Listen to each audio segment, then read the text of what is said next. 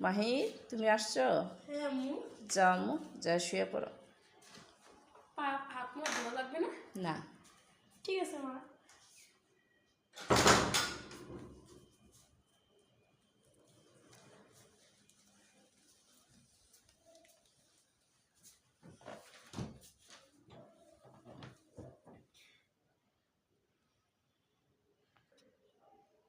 মাহির তুমি পড়তেছো?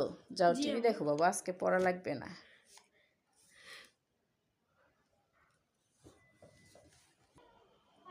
মাহির তুমি আসছো? হ্যাঁ আম্মু। তাড়াতাড়ি আসো, ভিতরে এসে পড়তে বসো, হাত মুখ ধুয়ে ওকে। তাড়াতাড়ি।